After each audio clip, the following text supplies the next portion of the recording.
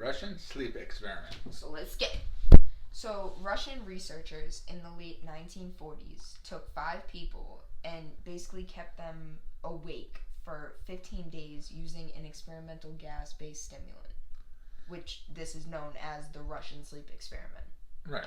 And they were kept in a sealed environment, and they were monitored, especially their oxygen intake, because the gas was toxic in high levels.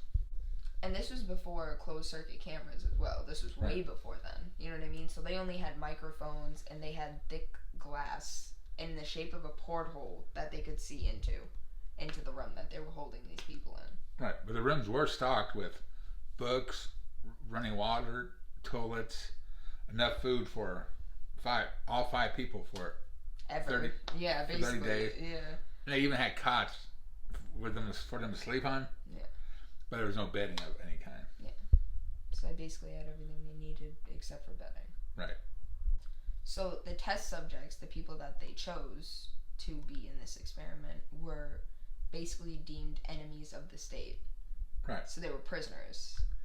And during World War, it was literally during World War II. They were basically prisoners. Right. And they did not complain for the first 5 days because they were promised that they'll be freed if they did not sleep for 30 days. If they survived. Right. And of course it was a false promise. Yeah. Their conversation and activities were monitored, and it was noted that after the 4-day mark, their conversations became from a darker aspect. They'd be speaking very negatively, and they continued to talk about basically incidences in their past, but their tone went really dark after the 4. Right. After 5 days, they started to complain about events and circumstances that led them there. And they started displaying paranoia. Yeah. So they stopped talking to each other, and they basically began alternately whispering to the microphone and the porthole, the one-way mirrored portholes that were around the facility that they were in. Right. And oddly enough, they thought they could win the trust of the experimenters by turning in their comrades for various things. But the experimenters just saw this as the effect of the gas. After 9 days, the first of them started screaming, running around the length of the chamber at the top of his lungs for about 3 hours. After the 3-hour mark, he was trying to scream, but it only sounded like occasional squeaks. Right, at and that point. The captors have postulated that he had physically torn out his own vocal cords. And surprisingly, was the reaction of the other captives, or should I say, lack of reaction by the other captives.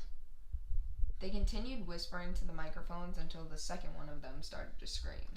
Right, and the 2 non-screaming captives took the pages of the books apart, smeared their own feces on it, and put it over the porthole windows. And after they completed it, the screaming promptly stopped, and so did all of the noise throughout the whole facility, the whispering and everything.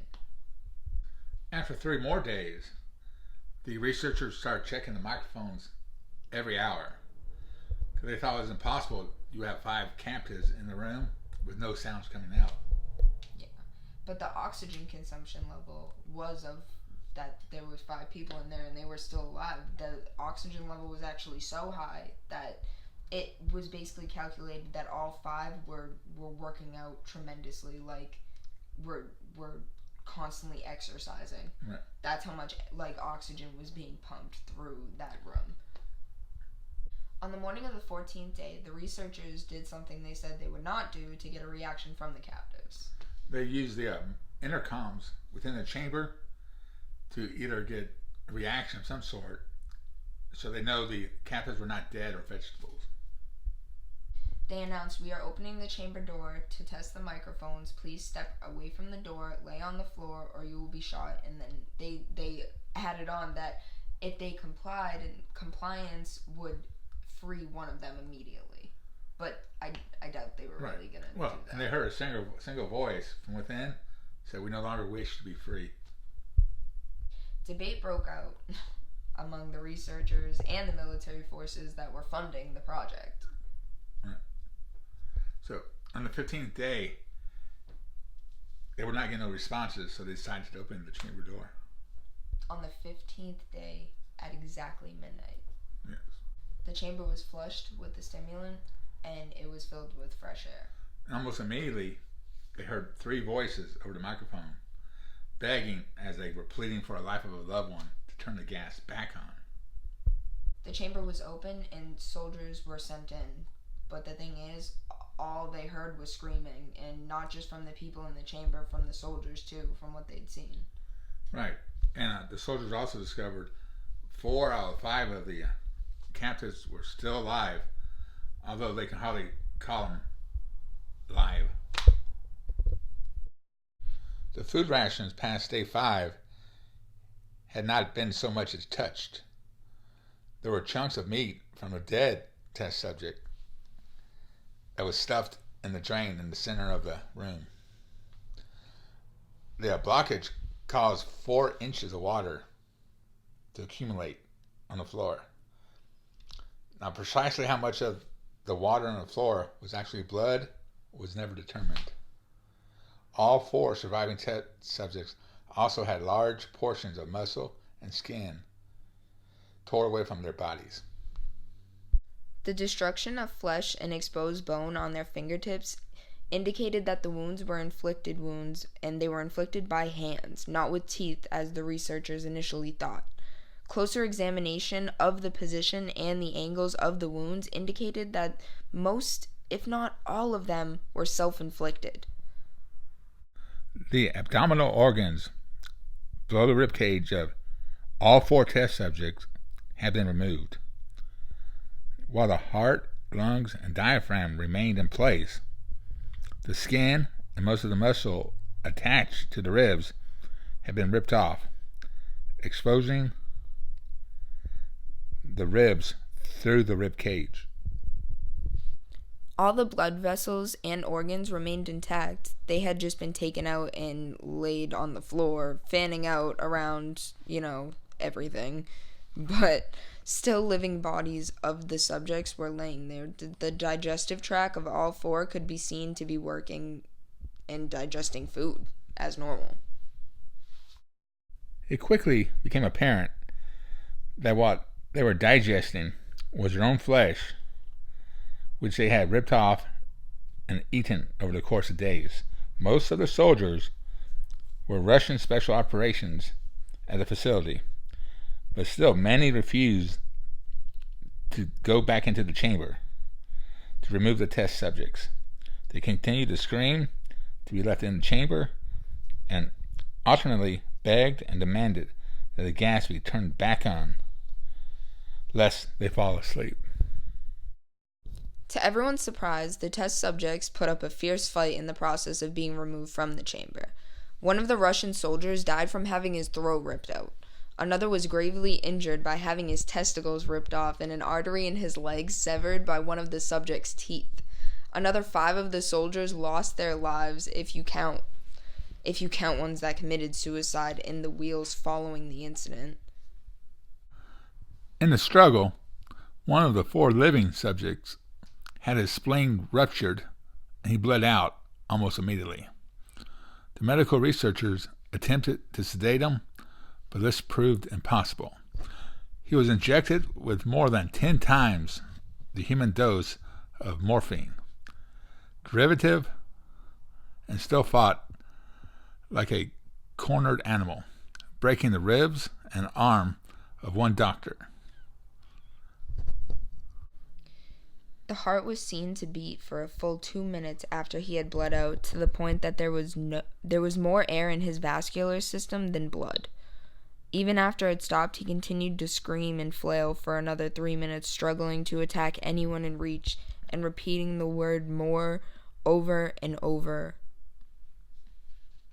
Weaker and weaker until he finally fell silent. The surviving 3 test subjects were heavily restrained and moved to a medical facility, and the 2 with intact vocal cords continuously begged for the gas, demanding to be kept awake. The most injured of the 3 was taken to the only surgical operating room that the facility had. In the process of preparing the subject to have his organs placed back in his body, it was found that he was effectively immune to the sedative that had given him to prepare for the surgery. He fought ferociously against his restraints while the anesthetic gas was brought out to put him under. He managed to tear most of the way through a 4-inch wide leather strap on one of his wrists, even though the weight of a 200-pound soldier was holding that wrist as well. It took a little more anesthetic than normal to put him under, and the instant his eyelids fluttered and closed, his heart stopped. In the autopsy of the test subject that died on the operating table, it was found that his blood had tripled the normal amount of oxygen. His muscles were badly torn but still attached to his skeleton, and he had broken 9 bones in his struggle to not be subdued. Most of them were from the force of his own muscles had exerted on them. The second survivor had been the first of the group of 5 to start screaming. His vocal cords destroyed as he was unable to beg or object to the surgery, and he only reacted by shaking his head violently in disapproval when the anesthetic gas was brought near him. He shook his head yes when someone suggested reluctantly that they try the surgery without the anesthetic, and he did not react the entire 6-hour procedure of replacing his abdomen organs and attempting to cover them with what remained of his skin.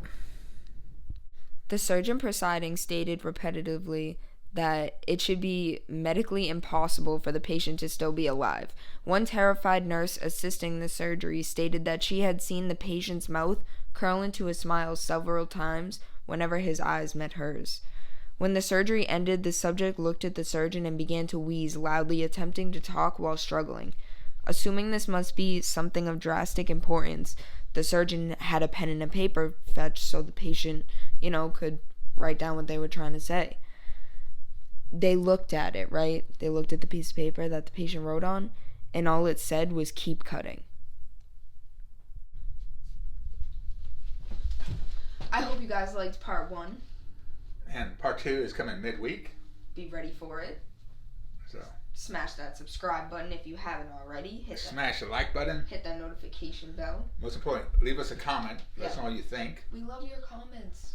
Any suggestions for investigations? You're the fans. Speak to us. Comment them below. Make sure you guys check out the Facebook page, Instagram, Snapchat. Y'all know all of that. If you don't, it is in the description below. And you guys, we're almost on our 6th season already. And I've said this a lot, but we've all been through a ton of stuff, and you guys already know we're going to have something really big for you guys, so be ready for the finale, because we're not going to drop hints, but it's going to be very nice. We'll just leave it at that. It's going to be exciting. It's going to be great. Special. It's special, and we just hope you guys are ready for it. So until then, we will see you, we'll see you midweek, but we'll see you next Monday as well. And until then, OTN out.